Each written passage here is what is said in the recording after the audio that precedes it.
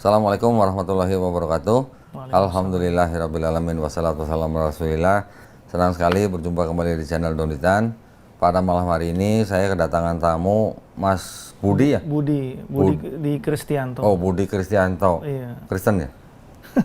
Kristianto. Kristianto itu nama baptisnya udah Oh, nama hilang. baptis. Bukan nama baptis. Oh, bukan nama baptis. Iya. Nama pemberian. Ya, nama baptisnya ada Ignatiusnya di depan. Oh. Berarti mantan Kristen. Mantan Katolik. Sama aja, Kristen itu juga Katolik, Katolik juga Kristen. Kekristenan, di bawah kekristenan ada Keprotestan, ada Katolik dan sebagainya. Jadi mantan Katolik. Iya. Oke. Tahun berapa masuk Islam? Tahun 95 kok. Oh, udah lama ya. Udah lama. Bukan mantan Katolik lagi lah. Iya. Mantan kafir aja lah. Ya, boleh. Apa aja. MK ya. Mas Budi ini ternyata anaknya Bu Farida. Ya, benar ya. Farida, ya. Anaknya Bu Farida yang dulu pernah dibawa sama Pendeta Hendritan. Betul. Waktu debat sama saya di Jogja ya. Di Jogja 2022. 2022 ya. 22 ya. di hotel. Waktu itu hotel apa tuh ya yang gede itu ya? Lupa juga saya nama hotelnya. Hotel bintang 5 lah pokoknya ya. Oke. Waktu itu Mas Budi berarti ngeliat debatnya? Saya ngeliat lewat YouTube aja. Oh, nggak ngikut ke Jogja? Enggak. Oh, jadi Mas Budinya dari Katolik masuk Islam. Ya. Mamanya Farida dari apa? Dari Islam ke Kristennya. Dari Islam ke ikut Pak Hendritan. Ya. Jadi ya dulunya itu ibu saya tuh Muslim sebetulnya sebelum kenal sama bapak saya. Setelah menikah ikut bapak saya Katolik. Oh. Ya. Oh, dari Islam menikah masuk Katolik. Masuk Katolik. Terus cerai, qadarullah cerai gitu. Saya kelas 3 SD lah, kelas 2 SD. Nah, cerai, kemudian pisah. Saya ikut bapak saya. Terus bapak saya pas saya masuk SMP itu malah pindah Islam. Oh, papanya malah pindah Islam. Ya. Terus anak-anaknya ya dibiarin aja nih kok, cuman diminta mikir aja lah gitu. Diminta mikir gitu kan. Kemudian saya baru memutuskan untuk masuk Islam tuh SMA. SMA kelas berapa tuh? Kelas 1. Kelas 1. Kelas 1. Okay. Nah, terus waktu masuk Islam udah sunat belum tuh? Saya itu sudah sunat kok. Malah udah sunat. Jadi kalau di keluarga saya itu sunat itu memang apa ya, adat ya apa. Kita kan orang Jawa gitu, itu memang kalau nggak disunat aneh. Apapun agamanya tetap sunat. Iya. Oke. Terus? Ya itu, jadi setelah ibu saya cerai, kan yang saya dengar sih kan menikah lagi, saya entah berapa kali, saya nggak pernah tanya sih. Oh, nggak tinggal sama mamanya? Enggak, karena saya dijauhkan lah, supaya khawatir ada pengaruh tidak baik mungkin. Nah, jadi ketemu ibu saya tuh saya sudah menikah. Oh gitu. Nah, setelah berapa tahun itu? Berapa tahun ya? Dari 9 SD itu berarti sebelum 92 ke bawah, berarti 89 lah, sekitar 89. 89. Ketemu lagi tahun? 2007. Lama juga ya. Oh iya. 89. Karena loss of contact sama 7. Iya. 18 tahun berarti. Iya, itu pun dicari-cari sama kakak saya, akhirnya ketemu dan itu udah berubah sekali wajahnya segala macam udah. Pas ketemu mamanya udah muslim lagi. Muslim lagi. Muslim lagi. Terus? Ya sudah kan terus coba ikut kakak saya kan. Kemudian nggak betah, terus akhirnya minta pisah, minta kos gitu ya. Terus ya pernah juga ikut saya gitu kan, kemudian juga nggak betah juga, gitu kan. Terus akhirnya terakhir itu yang saya dengar itu tiba-tiba dia bilang ke saya pingin masuk ke Kristen. Kebetulan yang di share tuh kan beliau tuh main sosmednya kencang begitu ya, apa-apa di share gitu ya semua. Oh berarti mamanya murtad 2 kali berarti? Iya. Iya. Nah terus ya sudah saya udah coba segala macam cara kok, maksudnya sudah saya nasihati logika ya sudah masuk. Sebetulnya nggak ada yang bisa dibantah sebetulnya, cuman ya begitu. Iya. Bahkan saya pernah bawa ke Mas Andre itu. Andre siapa? Andre malah Prince ya, saya Malah datangkan. Prince. Nah, saya ajak ibu ke sana, biar sekalian mungkin lebih kuat lagi gitu. Tapi ya ternyata malah pulang saya yang dimarah-marahin. Oh, waktu dibawa ke Andre sebelum dibawa Pak Hendritan ke Jogja, pas sudah? Sesudah. Oh, sesudah. Sesudah. Gitu ya. Pulang malah dimarah-marahin. Ya, dimarah-marahin. Kamu kurang ajar gitu kan. Karena saya nggak bilang kalau mau dibawa ke Andre. Ya. Terus? Karena kalau saya bilang mesti nggak mau gitu. Saya ajak jalan-jalan aja pokoknya gitu. Makan gitu. Jadi sampai sekarang Mama masih Kristen? Masih. Sudah nikah lagi atau sendiri? Sendiri. Sendiri. Dari setelah pisah sama papanya Mas Budi itu dia udah punya anak lagi? Enggak. Oh, nggak punya? Enggak, malah bapak saya yang punya. Oh, Nah, dua lagi. Oh, jadi sekarang masih sering komunikasi sama ibunya? Masih sering. Ya, terus ada yang mau ditanyain atau ada yang mau dibahas gitu dari ibunya atau gimana? Iya, kok cuman ya kita ikhtiar ya kok ya. Cuma memang gimana ya? Saya udah sendiri akhirnya saya bilang ke ibu saya nih. Karena saya juga ada batasnya juga gitu. Kalau mungkin saya terlalu sering, itu penolakannya juga udah luar biasa kok gitu. Nah, akhirnya juga saya bilang ke ibu saya, Bu, yang sudah saya sampaikan ini, yang sudah saya usahakan ini kan sudah maksimal, Bu, gitu. Maksudnya ibu nanti kalau misalkan nggak ada umur misalkan gitu, terus tolong saya jangan dituntut ya Bu gitu, karena saya sudah saya usahakan semaksimal mungkin gitu ya. Itu aja sih sebetulnya. Yang dari sebetulnya saya waktu pulang dari debat akbar itu saya juga bahas lagi, karena kan saya tonton tuh ya. Saya bahas lagi ke ibu, ini Bu, sebetulnya ibu udah nonton sendiri kan, langsung live begitu. Kita bisa lihat lah, ibu bisa nilai siapa nih yang sebetulnya kalah gitu. Walaupun di situ kan nggak disebutkan kalah menang begitu kayak, tapi kita bisa rasakan lah gitu kan. Terus apa yang mau ibu cari lagi begitu kan? Karena hidup ini kan cuman sempit ya kok ya. Maksudnya kadang-kadang tuh kita tuh lebih ngedepankan perasaan, ego. Mungkin karena saya nggak tahu, mungkin pernah sebel sama saya atau apa gitu kan. Saya bilang, Bu, kalau misalkan ibu sebel dengan saya, tapi jangan sampai merugikan ibu sendiri gitu. Karena agama, keyakinannya penting. Kehidupan selanjutnya itu unlimited ini nggak. Yang menentukan ini cuman di dunia aja nih sampai 70 tahun atau 60 tahun saja begitu. Maksudnya jangan karena saya ini mungkin nggak suka sama saya, karena saya terlalu mungkin mendikte atau menekan, mungkin nggak sabaran gitu kan. Karena terus terang kok dari saya 5 bersaudara kok ya, yang paling care gitu ya terhadap keyakinan ibu itu cuma saya.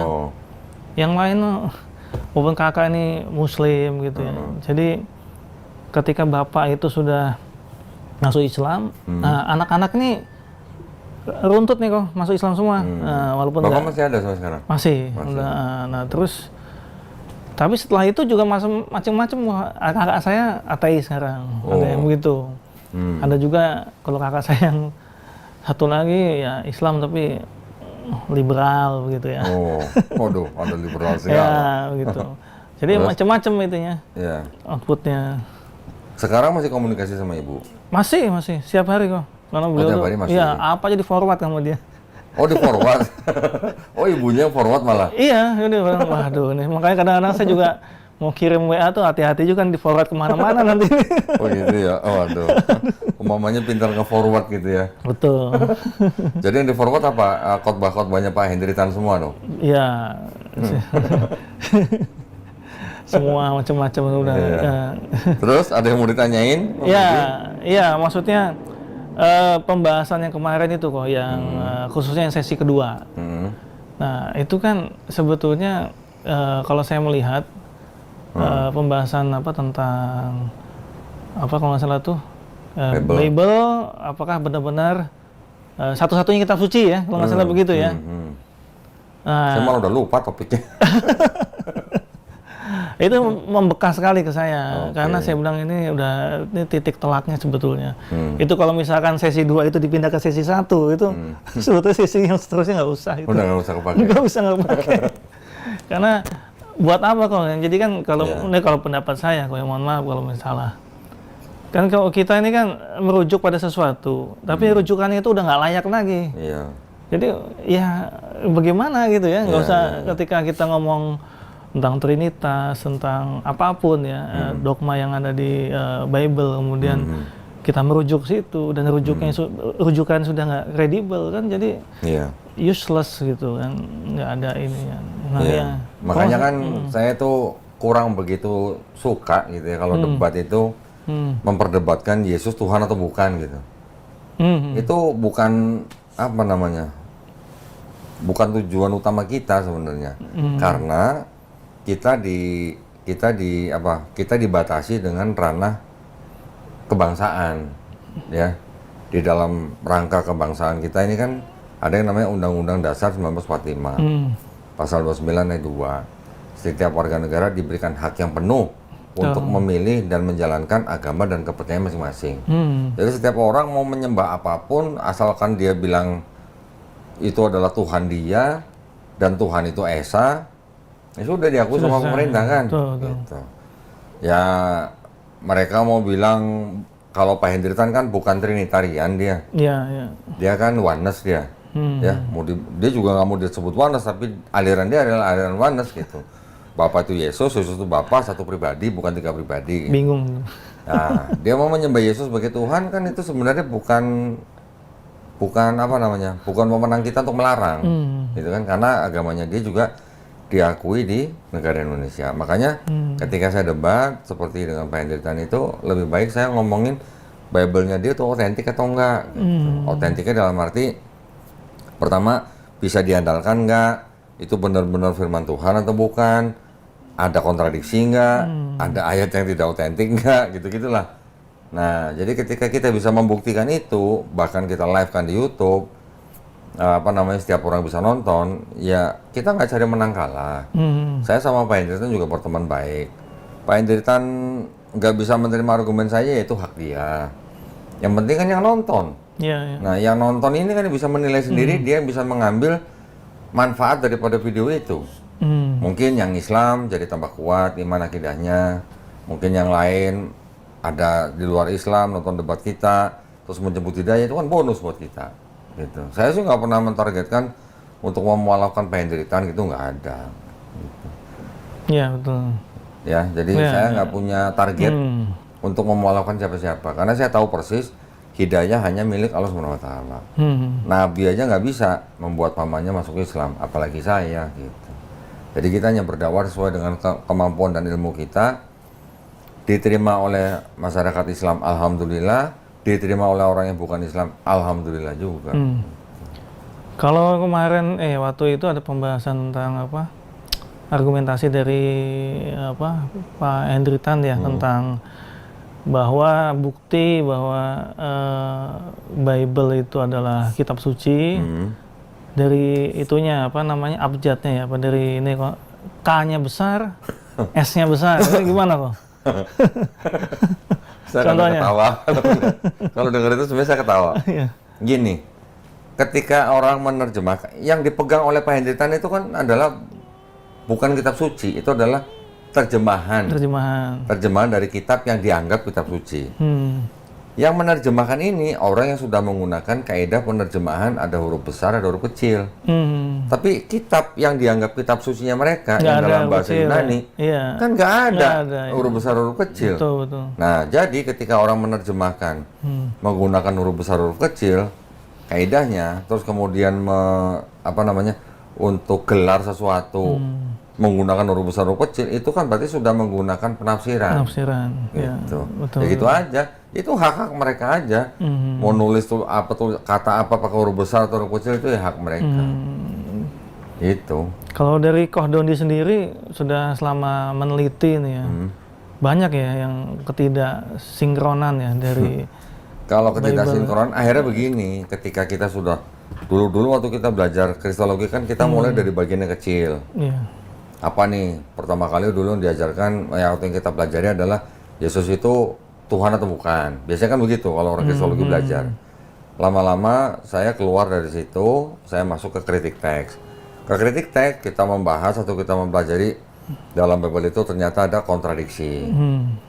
Ada kontradiksi, terus kemudian ada ayat tambahan, ada ayat sisipan, ada ayat pinjaman. Nah, ayat-ayat yang dengan kategori seperti ini kan bisa disebut ini adalah ayat-ayat yang tidak otentik. Yang mengatakan tidak otentik siapa? Ternyata kalangan mereka sendiri. Saya baca dari kalangan mereka sendiri yang mengatakan ayat ini tidak asli, ayat ini concoction, ayat ini fabrication, kayak gitulah. Jadi, nah itu yang akhirnya saya bilang, saya kalau debat Yesus Tuhan atau bukan lagi itu udah basi lah, ya. Mereka mau nyembah pohon pisang kan itu hak mereka juga gitu. Cuman yang bisa saya buktikan ini loh dari kalangan kalian sendiri mengatakan bahwa ayat ini tidak asli. Bahkan Bible beda versi, yang ini ada ayatnya, ini nggak ada ayatnya. Aku bisa, yang ini nggak ada. Kenapa? Karena yang ini menerjemahkan dari manuskrip yang paling kuno, yang lebih dekat ke narasumber gitu. Contoh, yang ini menerjemahkan dari manuskrip yang abad 16, Textus Receptus, bahasa Yunani juga, tapi penulisan ulang. Yang ini tidak ada ayat itu, karena apa? Menerjemahkan dari manuskrip Sinaiticus yang ditulis kira-kira abad 4. Abad 4 sama abad 16 bedanya berapa ratus tahun? 1200 tahun gitu. Kan jauh sekali. Ketika ada kitab mereka sendiri yang tidak mau memuat ayat itu, karena dianggap ayat itu adalah ayat tambahan belakangan. Nah ini kan menjadi masalah. Berarti di dalam kitab mereka, di dalam agama mereka, ada dasar pemikiran manusia yang ditambahkan belakangan. Gitu. Itu yang bisa saya buktikan kan. Sumber-sumbernya saya semuanya jelas. Bahkan kitab-kitab mereka sendiri juga ada malah yang sekarang menggunakan kurung tegak. Ketika ada kurung tegak, itu artinya ayat itu tidak terdapat di manuskrip kuno yang sebelumnya. Itu berarti mereka udah jujur sebenarnya. Nah, cuman dengan adanya penandaan seperti itu, Pak Hendritan atau jemaatnya masih mau menganggap itu kitab suci, itu hak mereka gitu. Saya cuma membuktikan aja ini maksudnya apa. Ada yang tambahan, ada yang sisipan, ada yang tidak asli gitu. Yang ngomong bukan dari saya, bukan dari kalangan Islam, yang ngomong malah dari kalangan Kristen sendiri. Bahkan kalau nggak salah itu juga HTD juga ngaku sendiri kan. Apa? Ada ayat yang hilang ketika di terjemahan Inggrisnya ya. Saya punya Bible bahasa Inggris. Ketika ada ayat yang dianggap tidak otentik, itu ayatnya dikeluarin, tapi nomor ayatnya dikosongin. Ada nomornya, nomornya ada, tapi ayatnya nggak ada gitu. Jadi misalnya ayat 20, 21-nya kosong, 22-nya ada lagi. Gitu. Itu bisa begitu. Gitu. Nah, kalau begitu, berarti apakah itu bisa dibilang kitab suci kalau begitu? Nah, tapi kalau di kemudian argumentasi selanjutnya, yang penting kan kalau nggak salah ya, seingat saya tuh, yang penting kan benang merahnya katanya. Oke, benang merahnya apa? Maksudnya ya ini nggak mengganggu benang merah, ini kan cuma tambahan. Sekarang kalau mau bicara benang merah, berarti dia harus bisa memahami dari awal mula di kitab suci dia. Ada Kejadian sampai Maliaki, kemudian Matius sampai Yohanes, kemudian Kisah Para Rasul sampai Wahyu. Ini kita harus bisa bagi-bagi nih, karena ini benang merahnya putus di sini. Ya, dari Kejadian sampai Maliaki ditambah Matius sampai Yohanes, ini mungkin masih nyambung, ya. Tapi sebagian sudah ada yang mulai mau putus benangnya. Begitu sampai masuk Kisah Para Rasul, tambah Roma, tambah 1-2 Korintus, Efesus, Kolose dan sebagainya sampai Wahyu, benang merahnya putus di situ. Nah, yang saya maksud gimana? Gini, dari Kejadian sampai Yohanes, ini sebenarnya konsep ketuhanannya masih nyambung, konsep ketuhanannya. Tapi sebenarnya agak putusnya di Yohanes, agak putus karena apa? Udah mulai kropos tuh benangnya, karena di kitab yang Yohanes ini dia lebih banyak menyajikan sosok atau sisi keilahian Yesus, ya. Walaupun masih bisa dibantah dengan ayat-ayat di dalam Yohanes sendiri, Tapi di situ juga banyak ayat-ayat yang dipakai oleh kalangan Kristen sebagai bukti bahwa Yesus Tuhan gitu. Konsep ketuhanannya masih nyambung. Tauhid. Karena dari Perjanjian Lama sampai Maliaki ini tidak ada ajaran Trinitas. Kalaupun dianggap ada ayat-ayat yang mengajarkan Trinitas, itu hanya klaimnya Kristen. Karena Kristen menggunakan kitabnya orang Yahudi itu, menerjemahkan dengan bahasanya Kristen, menggunakan kacamata Kristen, sehingga seolah-olah ada Trinitas di dalam Perjanjian Lama. Tapi sebenarnya kalau kitabnya orang Yahudi, dari Kejadian sampai Maliaki, sama sekali tidak ada konsep ketuhanan yang Trinitas. Begitu juga konsep keselamatannya. Konsep keselamatannya dari Kejadian sampai Maliaki itu hanya simple, sederhana. Mau masuk surga, caranya gampang. Apa? Bertobat. Udah gitu doang. Nah, ketika kita masuk ke dalam Matius sampai Yohanes, memang di situ diceritakan Yesus disalib, ya kan? Mati di atas kayu salib, kemudian bangkit di hari ketiga, baru kemudian diangkat. Tapi dari Matius sampai Yohanes sendiri, ini ada kurang lebih 85 kontradiksi. Kontradiksi ya. Kontradiksi. Namun walaupun begitu, di dalam 4 gospel ini walaupun banyak kontradiksi, masih ada pesan-pesan ketauhidan dari tokoh yang dibilang Yesus itu, yang disebut Yesus itu. Dan di 4 gospel ini Yesus tidak pernah mengaku sebagai Tuhan, tapi hanya mengaku sebagai nabi. Dan ajaran Yesus untuk masuk surga hanya perlu apa? Bertobat. Sama dengan yang di Perjanjian Lama. Nah, sampai sini makanya saya bilang benang merahnya masih ada. Tapi begitu masuk kisah para rasul, masuk ke surat-surat Paulus, nah itu di situ putus benang merahnya. Putusnya bagaimana? Karena Paulus mengajarkan, menurut orang Kristen, Paulus mengajarkan bahwa Yesus itu adalah juga Tuhan. Satu. Yang kedua, Yesus yang di 4 gospel bilang tidak membatalkan hukum Taurat, oleh Paulus dianggap telah yang pada waktu mati Yesusnya sudah membatalkan hukum Taurat.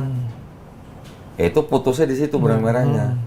Jadi Paulus mengajarkan dosa waris, Yesus tidak mengajarkan dosa waris. Berarti kan putus. Beda. Berarti ajaran Paulus dan ajaran Yesus berbeda. Gitu. Pada saat putus itulah Kristen itu baru kelihatan sekali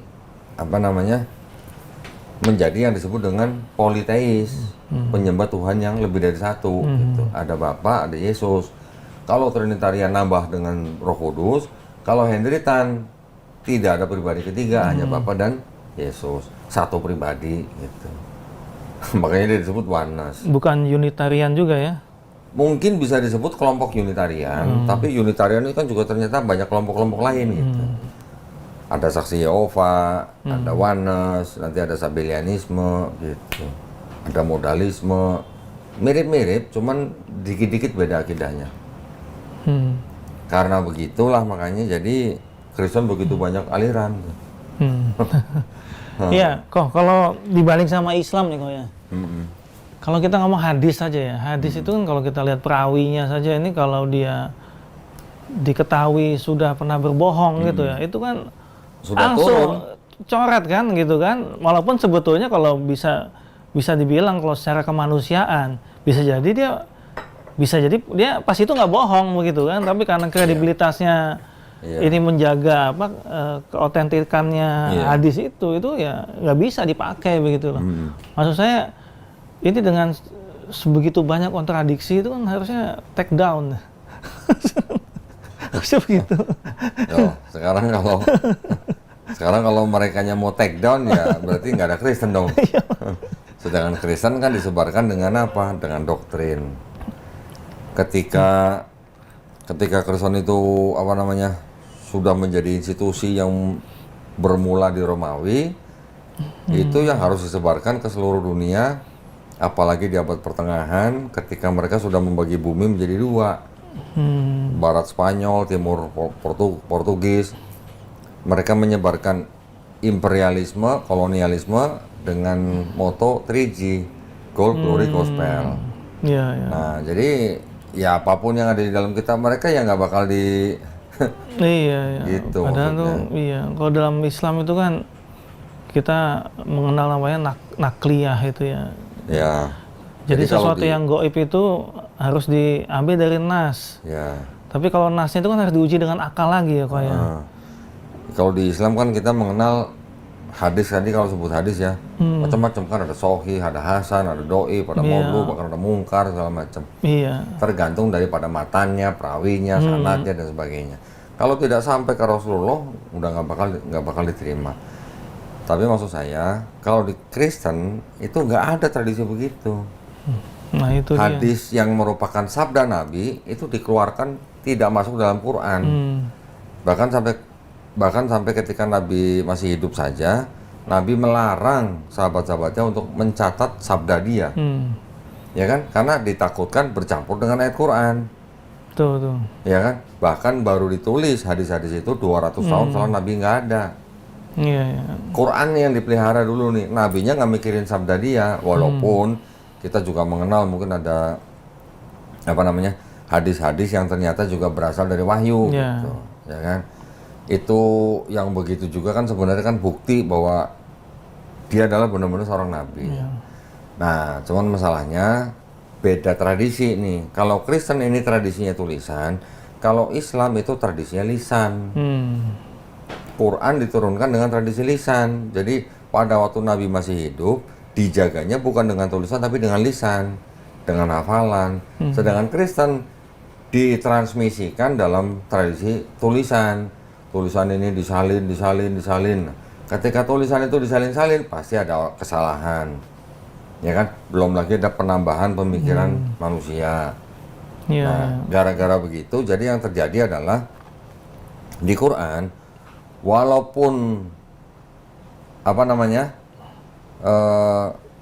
ayatnya sama, tapi karena dibaca oleh dua orang yang punya logat yang berbeda atau punya dialek yang berbeda hanya bacaannya. Iya, betul. Ya, yang berbeda. Misalnya orang Jawa disuruh ngomong sama orang Sunda disuruh ngomong, pasti ada perbedaan antara dialek atau logat. Itu aja bedanya. Tapi kalau di Kristen yang berbeda adalah apanya? Teksnya berbeda. Nah, memang di Kristen tradisi tulisannya begitu banyak salinan, tapi saking banyaknya tidak ada dua yang otentik. Identik maksud saya, tidak ada dua yang identik gitu. Semuanya ada perbedaan. Misalnya ada satu salinan menjadi 10. Dari 10, 5 disalin lagi. Dari 5 yang disalin, nanti masing-masing disalin lagi 10. Ini pasti ada kesalahan yang turun ke satu tingkat bawahnya. Dari beberapa salinan ke bawahnya juga pasti ada kesalahan. Di bawahnya lagi nanti ada kesalahan. Begitu seterusnya. Iya. Makanya ada yang pernah bilang, satu kitabnya mereka terdiri dari, cuman perjanjian baru aja, terdiri dari 6.577 kesalahan gitu. Atau perbedaan gitu. Padahal cukup satu aja sebetulnya, kalau salah tuh kita sudah. Kita nggak butuh 6.000, kita cuma butuh satu aja. Cukup ya kok ya. Udah cukup. Udah nggak bisa kok bisa sampai ke level yakin tuh bagaimana ya kok? Doktrin. Tadi kan saya bilang doktrin. Jadi Kristen itu sebenarnya bukan diciptakan dari sesuatu yang murni baru, bukan. Tapi Kristen itu meneruskan.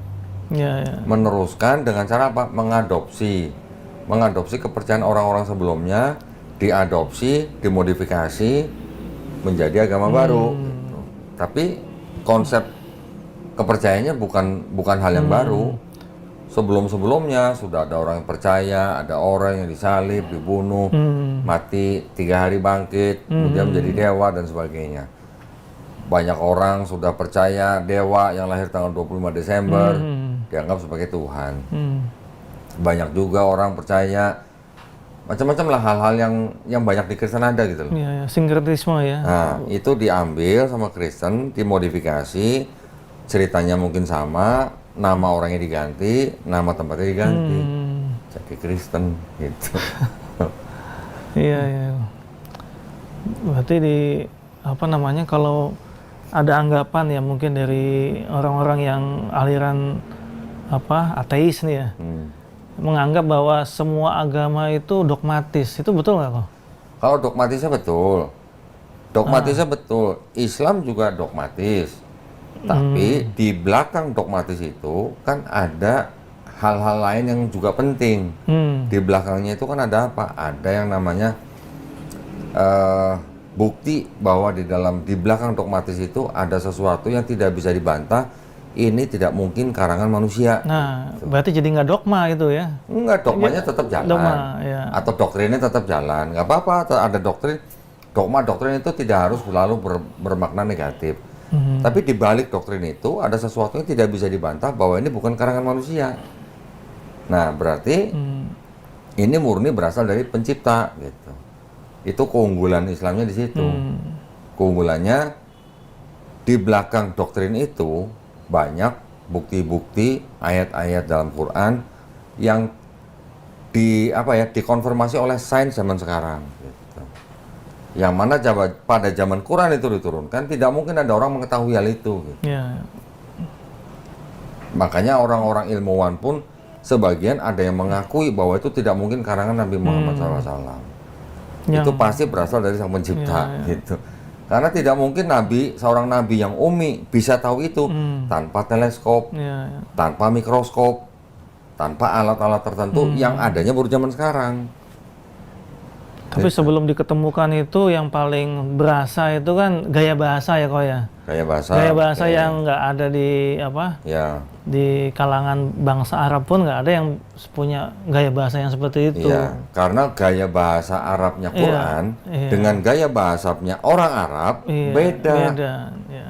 Gaya bahasanya Quran dengan gaya bahasanya hadis pun beda. Betul. Gitu. Ya kan? Iya. Karena gaya bahasa beda ini pun orang yang paham bahasa pasti bisa memperkirakan nggak mungkin yang ini berasal dari satu orang yang umi gitu. Orang Arab kan terkenal dengan hafalannya misalnya. Mereka terkenal dengan syairnya.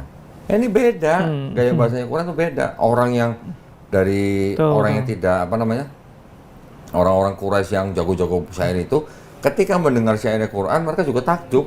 Betul. Oh, ini dari siapa? Nggak mungkin karena Nabi gitu. Ini sihir kayak gitu pasti. Iya. Itu hal simpel. Belum lagi di dalam syair-syair itu banyak terdapat ayat-ayat yang berhubungan dengan sains yang mana orang pada zaman itu juga mungkin nggak tahu artinya, terbuktinya baru sekarang. Saya teringat ini kok ucapannya. Sebenarnya juga saya pernah dengar sebelumnya kok ucapannya Ustadz Wafi ya, salah ya, waktu di debat akbar ya. Beliau tuh mendefinisikan iman tuh sebagai apa ya?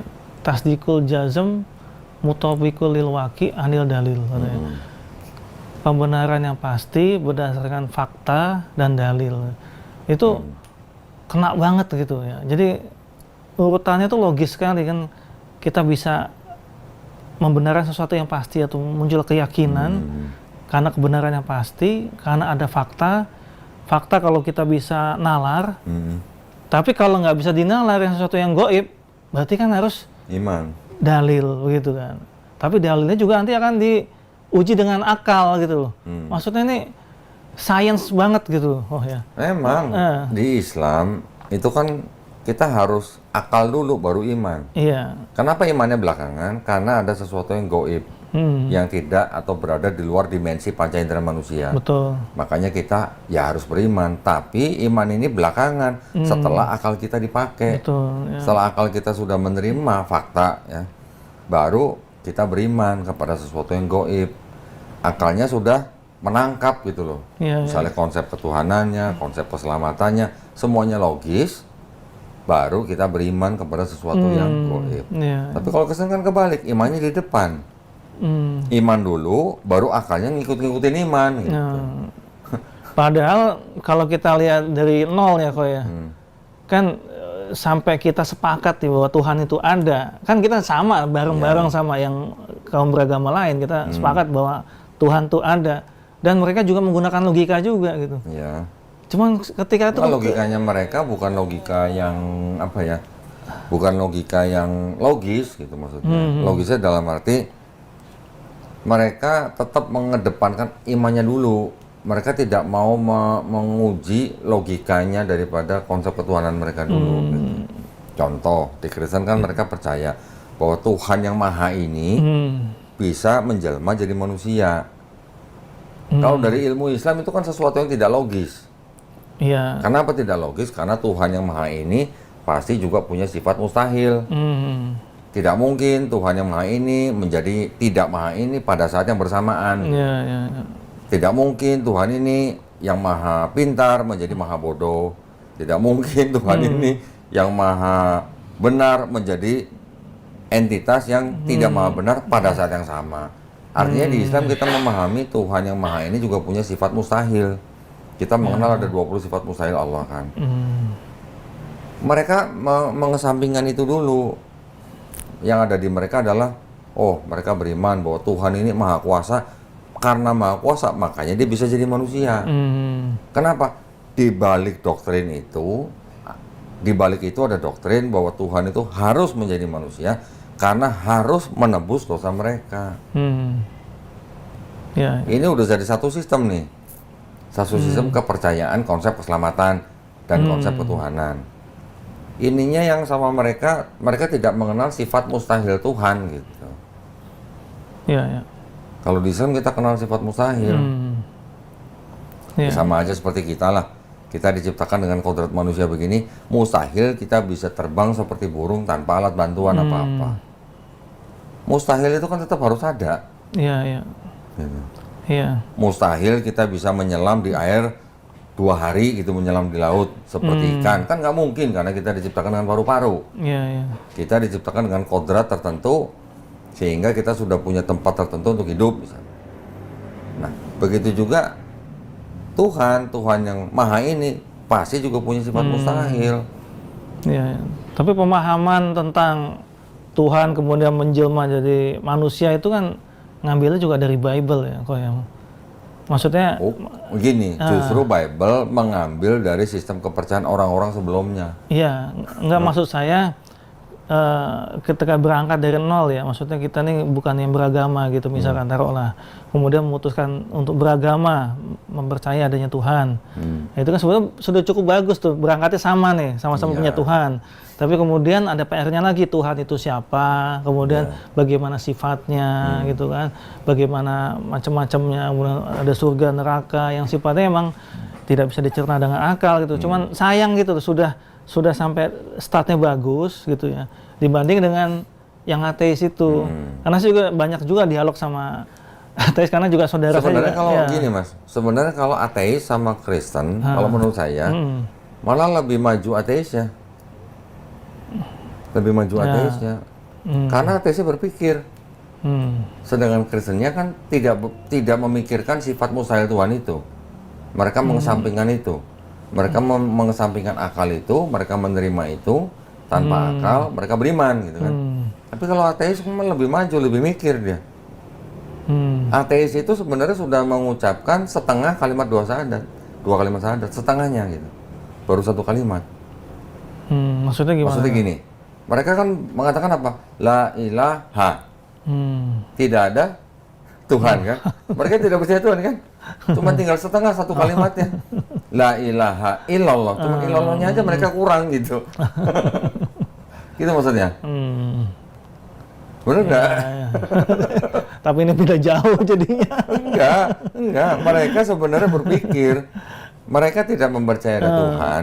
Itu karena mereka baru setengah dari 1 kalimat syahadat itu tuh. La ilaha. Cuma tinggal cuma ditambahin illallah, gitu aja. Kalau mereka mau meneruskan 1 kalimat syahadat itu, mereka akan lebih rasionalis daripada orang Kristen. Orang Kristen membuang rasionalnya, menerima konsep Tuhan bisa jadi manusia. Walaupun sama-sama berangkat dengan Islam, ada Tuhan. Ya kan? Cuman ketika mereka menerima konsep Tuhan ini tidak punya sifat mustahil, bisa jadi manusia, nah ini sudah melenceng. Nah ini yang diambil dari mana? Ini yang diambil dari sistem kepercayaan orang-orang zaman dulu. Yang Helenisme Yunani, yang paganisme Romawi, yang Platonisme. Jadi sistem Trinitas di dalam Kristen itu bukan sesuatu yang baru. Gitu. Ratusan bahkan ribuan tahun sebelumnya orang sudah mengenal konsep itu. Orang-orang zaman dulu ribuan tahun sebelum ada Yesus sudah menyembah dewa-dewa yang triad. Gitu. Triad itu ada 3, tapi 1 tapi 3. Karena orang pada waktu itu mungkin sudah berpikir setiap elemen di alam semesta itu ada penguasa masing-masing. Gitu. Contoh kalau di bangsa Sumeria, mereka mengenal dewa Enlil, satu lagi siapa saya lupa namanya, Enlil, Anlia, sama Nu gitu. Satu dewa ini menguasai satu elemen alam semesta. Satu dewa ini menguasai yang ini, satu dewa ini menguasai yang ini gitu. Ya, 3 tapi menguasai satu alam semesta. Ya, contoh yang satu menguasai langit, yang satu menguasai bumi, yang satu menguasai laut gitulah. 3 dewa tapi satu alam semesta, mereka satu penguasa gitu. Nanti di Babilonia ada Namrus, Tamrus, Semiramis. 3 juga. Semuanya pagan berarti ya. Iya, nanti ada lagi di Persia, Ahura-Mazda, Mitra, Anahita, begitu juga. Trimurti, Brahma, Wisnu, Siwa. Mesir, Osiris, Horus, Isis. Eropa ada Matrone, ada lagi Dewi Madonna, satu tubuh 3 muka. Semua 3. Nggak ada yang 4, nggak ada. Nggak ada yang 5. Semuanya 3. Kenapa? Nah itu. Tapi karena ateis pun juga dogma ya, kok ya? Apa? Kalau ateis juga ada dogmanya juga ya? Gini, sebenarnya kurang tepat kalau disebut dogma. Sebenarnya yang lebih tepat itu doktrin. Ya, oke. Ya, kalau dogma itu sebenarnya aturan. Oke, doktrin maksudnya. Ajaran. Ajaran, Nah, doktrin ya, oke.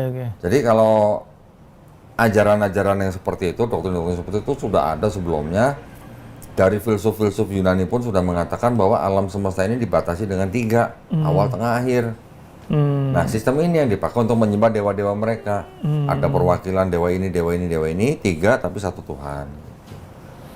Ada lagi nanti digabungkan dengan sistem kepercayaan. Ini ada dewa nih. Dewa ini paling tinggi, paling supreme. Nanti di bawahnya dewa-dewa ini ada dewa-dewa lain nih.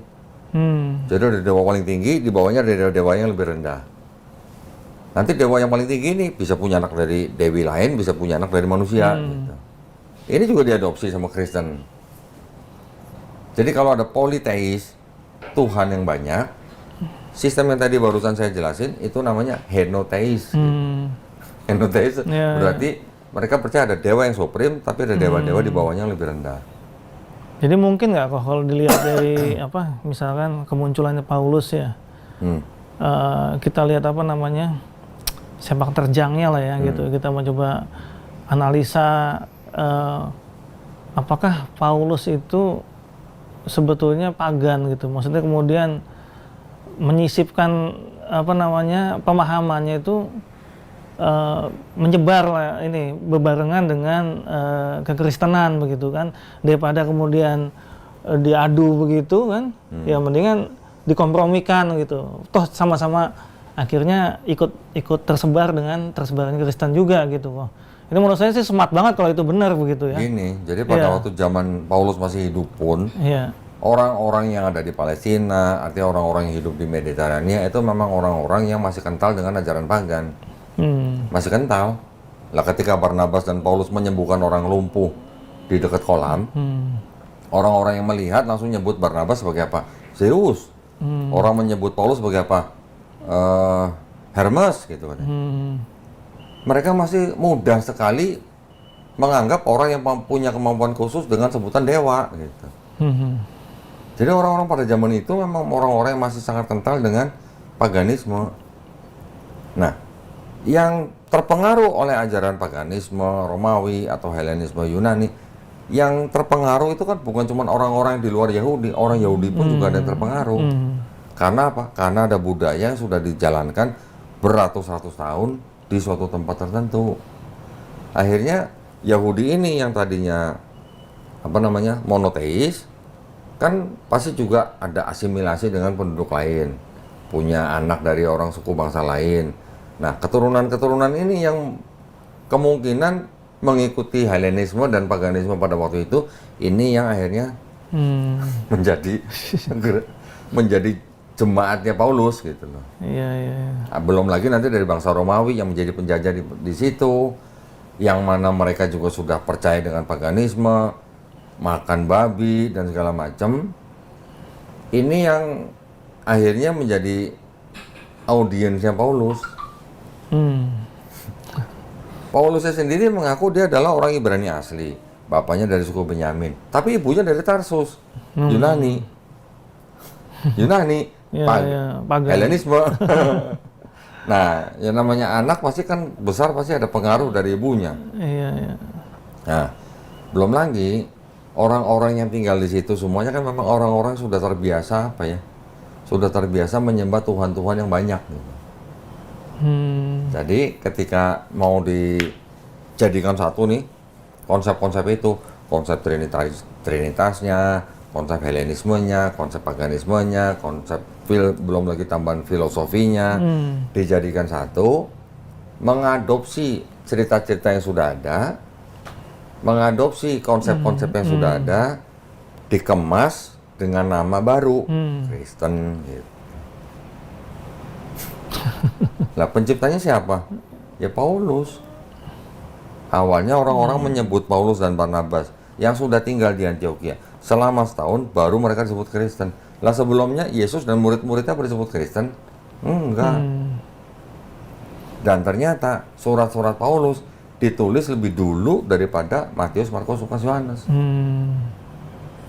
Sebetulnya gampang kok ya menelaahnya ya sebetulnya. Cuman kadang-kadang tadi itu ya apa? Karena kita nggak tahu mulai dari mana. Iya, egonya juga kadang-kadang tuh merasa perasaan begitu ya. Saya dulu sebetulnya sudah memahami apa ya, sudah merasakan keanehan lah ya, muncul keanehan itu kelas 3 SD pun sudah merasakan gitu. Karena kan tadi yang saya ceritakan tuh, setelah bapak saya cerai, saya diungsikan tuh ke Jawa ya, ke Jawa Timur, ke kampung itu yang saya diasuh sama bude saya. Nah, bude saya itu Kristen, Protestan ya. Jadi ini kakak adik beda nih. Adiknya Katolik, kakaknya Kristen gitu kan. Nah, karena saya di kampung kok, jadi di sekolah itu nggak ada guru agama Katolik atau Kristen, nggak ada. Ya, jadi Islam semua, agama Islam. Nah, sepupu saya nih, anak-anaknya bude saya itu punya kebiasaan. Jadi kalau sekolah waktu SD itu, ya dia ikut pelajaran agama Islam supaya dapat nilai saja, supaya untuk nilai. Nah, karena saya bergaul sama teman-teman Muslim semua gitu ya, kadang-kadang ada selentingan-selentingan tuh katanya. Ya aneh lah Trinitas segala macam begitu kan. Sebetulnya saya udah merasakan ya ada yang aneh. Cuman kemudian mungkin juga sama yang Koh Dondi juga rasakan dulu ya. Selalu kita mencoba untuk nyari pembenaran gitu. Wah ini oke, misalkan nih saya nggak cocok sama Trinitas, kan masih ada Unitarian. Nah kalau gitu saya yang itu aja. Gitu jadinya. Kemudian karena ditambah lagi, Muslim begini orangnya, miskin, kelihatan miskin, cekcok sendiri segala macam gitu kan. Kemudian, nah ini kemudian membuat kita jadi semakin ragu gitu ya, gitu untuk masuk ke Islam gitu. Ya. Ya kalau yang begitu kan berarti salah menilai. Iya. Sebuah agama kan tidak boleh dinilai dari pengikutnya. Betul. Yang harus dilihat kan ajarannya. Iya. Namanya juga agama. Berarti kalau udah agama yang dipegang adalah 3 konsep. Iya. Konsep ketuhanan, konsep keselamatan, sama konsep peribadatan. Itu aja. Iya. Nah sekarang kan lucunya di dalam Kristen, mereka punya satu set kitab yang disebut kitab suci, Bible itu. Ini ada 3 kelompok yang 2 kelompoknya nyambung, tapi 1 kelompok terakhir itu nggak nyambung. Dari konsep ketuhanan, konsep keselamatan, sama konsep peribadatannya. Orang Yahudi semuanya, mereka juga punya hukum, yang disebut hukum Taurat. Ibadahnya ada sholat, ada wudhu, ada sujud dan segala macam, ya, ada akikah dan segala macam, ada baptis. Ini yang masih dibawa ke Islam. Di Islam masih ada nih. Konsep ketuhanannya sama, tauhid. Konsep keselamatannya sama, bertobat. Cuman setelah Yohanes, setelah ajaran-ajaran Paulus ini menjadi sesuatu yang sama sekali baru gitu. Mungkin baru buat kita yang mengenal tauhid, tapi kalau buat orang-orang yang sudah biasa hidup di bawah budaya Helenisme dan semacamnya, itu bukan hal yang baru gitu. Barunya tuh hanya baru identitasnya aja gitu. Identitasnya baru, labelnya baru, tapi konsepnya konsep lama.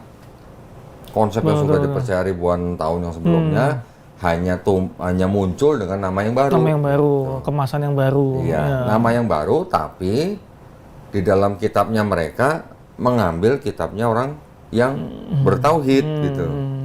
Diambil ini hanya untuk apa? Hanya untuk membuktikan bahwa sosok Yesus sudah diramalkan. Gitu, benar.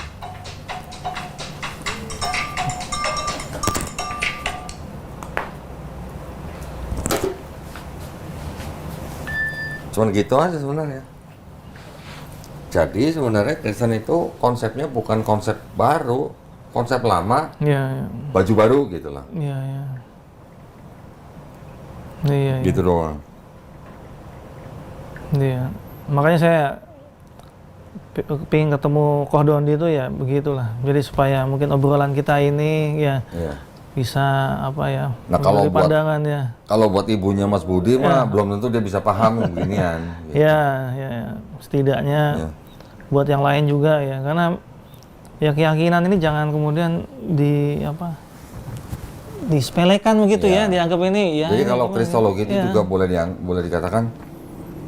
Ketika kita ngomongin kristologi, audiens kita harus tahu nih, kalau buat santri pesantren, umur sekian gitu ya, nggak bisa kita samakan kita ngomong sama orang yang sudah mendalami agama, yang sudah matang gitu, beda. Nggak bisa juga disamakan dengan ketika ngomong seperti ibunya Mas Budi, yang sudah umur berapa, mungkin 60-an, yang mungkin pengetahuannya mohon maaf mungkin terbatas gitu atau sejarahnya terbatas gitu. Beda kelas gitu loh. Jadi kadang-kadang kita ngomong kristologi juga harus melihat umur orang yang kita ajak ngomong. Betul. Ya. Kalau buat jamaah ibu-ibu di majelis taklim gitu lain lagi ceritanya. Gitu.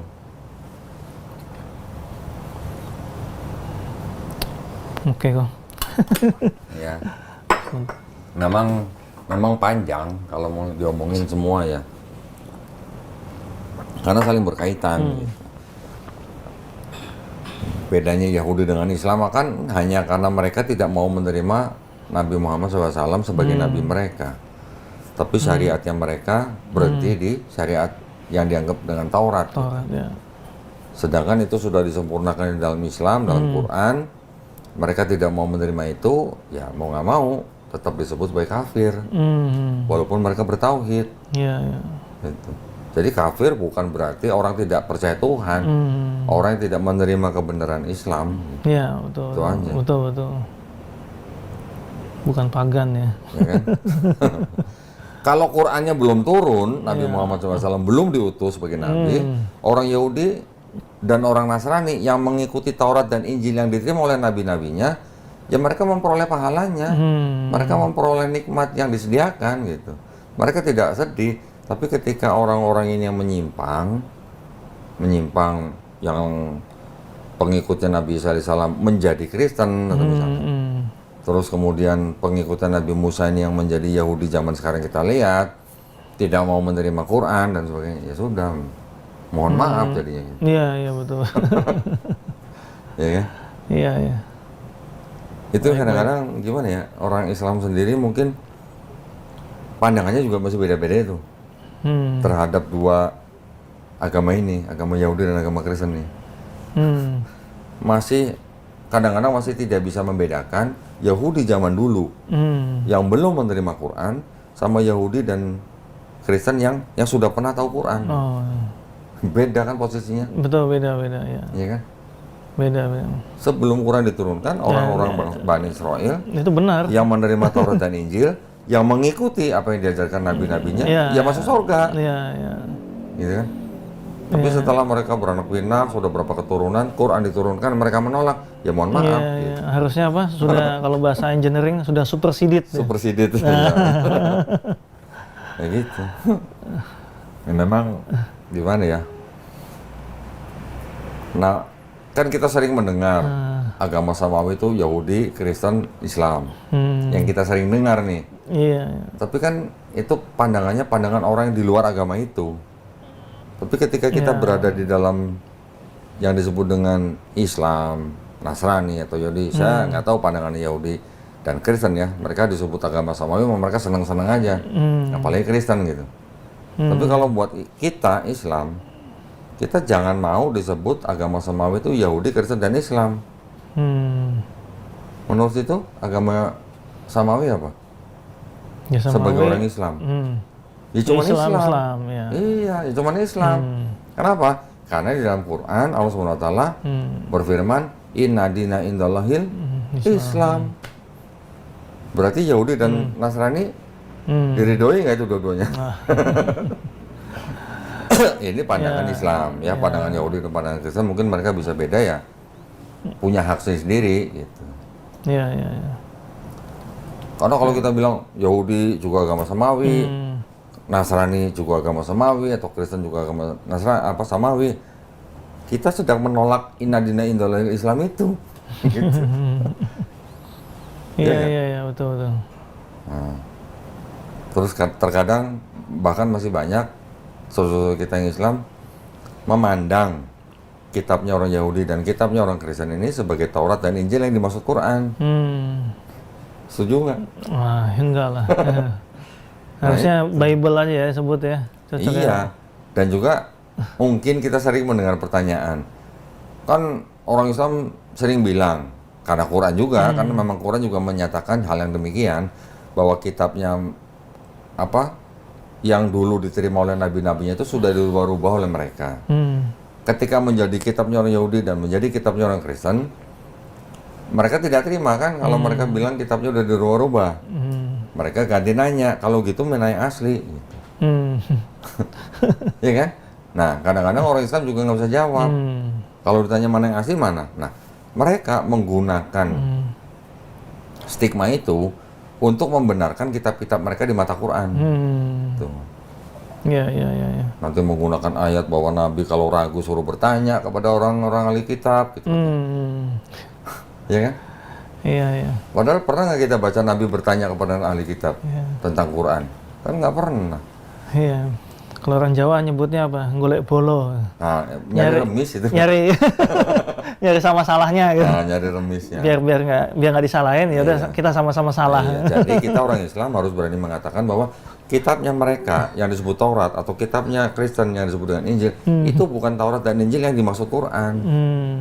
Karena kalau yang Taurat dan Injil yang diterima oleh Nabi Musa alaihissalam dan Nabi Isa alaihissalam itu di dalamnya ada nama Muhammad. Gitu. Nah, di tempat mereka kan nggak ada. Kalau nggak ada berarti itu bukan Taurat Injil yang dimaksud Quran. Iya. Udah simpel gitu aja. Terus kalau tanya aslinya mana? Aslinya bersama nabi-nabinya. Karena Taurat dan Injil adalah wahyu-wahyu yang diterima oleh nabi-nabinya. Iya. Emang takdirnya seperti itu ya kok ya. Kalau nggak ya nggak Islam nggak turun ya.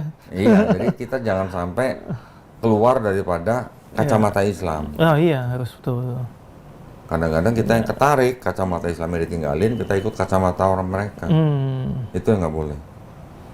Iya. Itu yang menjadi kebanyakan orang jadi murtad. Ketika kacamata Islamnya berganti dengan kacamata mereka. Mungkin sama dengan ibunya. Rata-rata orang-orang Kristen itu rata-rata mereka tidak berpikir Tuhan itu punya sifat mustahil. Gitu. Itu yang nggak ada di dalam doktrin mereka. Emang kebanyakan ini kok sih perasaan yang dikedepankan itu ya. Iya. Makanya kan datang ke tempat. Saya kan bertanya kepada pendeta. Iya. Menurut pendeta, Tuhan itu kan maha kuasa. Karena dia maha kuasa, maka dia bisa jadi manusia. Saya tanya, bisa nggak jadi iblis? Dengan standarnya pendeta, harusnya bisa. Harusnya bisa, karena mereka bilang maha kuasa, makanya bisa jadi apa aja. Kalau bisa jadi manusia, apa susahnya jadi iblis? Tapi kan saya kembaliin, iblis punya sifat jahat nggak? Punya. Tuhan ada punya sifat jahat nggak? Enggak. Bisa nggak pada saat yang sama Tuhan punya sifat jahat? Gitu. Itu yang nanti mereka jawabnya mengeles. Bukan nggak bisa, tapi nggak mau. Buat apa gitu katanya. Saya nggak nanya mau apa enggak, saya nanya bisa apa enggak. Mampu atau enggak. Gitu. Itu yang mereka nggak tahu, bahwa Tuhan itu juga punya sifat mustahil.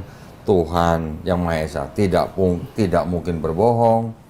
Tuhan yang Maha Esa tidak mungkin tidak berwujud. Tuhan yang Maha Esa tidak mungkin menciptakan Tuhan yang lain gitu misalnya. Itu kan sifat mustahil juga. Iya, iya. Gitu. Kalau kita bisa mengatakan Tuhan yang Maha Kuasa, yang Maha ini bisa menjadi manusia, sama aja kita ngomong, wih bola itu kotak banget ya gitu. Udah tahu bola bulat, kata kotak gitu. Jadi paradok. Baik kok. Ada lagi mau tanya? Cukup kayaknya. Cukup. Saya nggak tahu kalau obrolan kita ini dipahami sama ibunya atau nggak tahu saya. Iya, iya. Tapi kalau buat ibunya, kita sebaiknya menggunakan argumen-argumen yang sederhana, yang simpel-simpel. Iya, tadi yang itu kok saya bilang itu ya, rujukannya saya bilang sudah nggak bisa gitu kan. Karena kan ibu kan sudah lihat sendiri itu debatnya kan, sudah nggak bisa dijawab. Cukup sebetulnya gitu kan. Iya. Jadi apa yang ibu yakini itu kan merujuknya ke Kita. Bible itu gitu kan. Nah kalau Bible itu sudah apa ya sudah nggak bisa dijadikan, sudah nggak layak dijadikan rujukan gitu, karena tadi itu kita sudah lihat cacatnya sudah banyak begitu. Iya. Ya, sudah selesai seharusnya begitu kan. Gitu. Iya. Itu kita belum ngomongin kontradisinya apa aja tuh. Kalau kontradisi apa aja mau udah nggak bisa direkonsiliasi. Makanya saya ketika sebetulnya izin kok ke saya tuh waktu mau berangkat itu. Terus saya agak bingung nih, saya ragu nih, izin nggak. Tapi saya lihat ada positifnya. Biar lihat langsung deh gitu. Saya yakin sih bakal menang gitu ya. Yang dari debater Muslim saya yakin walaupun belum. Kita mah nggak nyari kalah menang. Iya. Cuma membuat edukasi aja. Ya lebih unggul lah gitu ya. Kalau mau menang. Nah itu kan penilaian dari penonton. Iya, karena saya penontonnya nih waktu itu. Saya nggak pernah mengatakan saya unggul gitu, nggak pernah. Iya. Kalau yang mengatakan orang itu unggul ya itu orang teman saya namanya Ustadz Unggul namanya.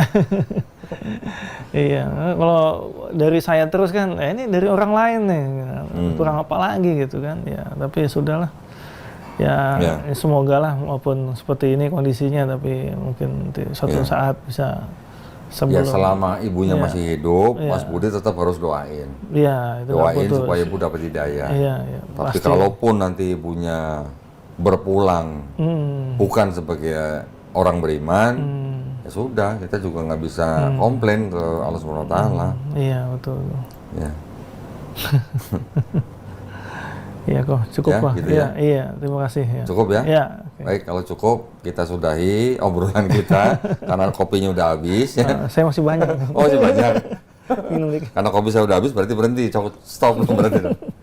Ya, barakallahu fikum. Mudah-mudahan obrolan singkat kita ini bermanfaat buat para pemirsa. Amin. Mudah-mudahan teman-teman semua juga bisa mengambil hikmahnya. Ya, Mas Budi ini yang ibunya menjadi murtadin 2 kali. Ya tidak ada yang bisa kita lakukan kecuali menasehati ya dan mendoakan. Gitu aja ya buat teman-teman juga yang ingin mendukung perjuangan dakwah kami, dipersilakan untuk mengirimkan ke Bank Muamalat dengan nomor rekening 3030 300 atas nama Yayasan Kadam Mualaf Indonesia. Konfirmasi bisa ke Melisa 0896 30 300 300. Barakallahu fikum, semoga partisipasi para pemirsa diterima di sisi Allah Subhanahu Wa Taala sebagai amal jariah ya. Amin ya rabbal alamin. Baik, kalau gitu kita pamit undur diri, kita ketemu di konten-konten selanjutnya. Wabillahi taufiq wal hidayah. Wassalamualaikum warahmatullahi wabarakatuh. Waalaikumsalam. Terima kasih banyak Mas Budi ya.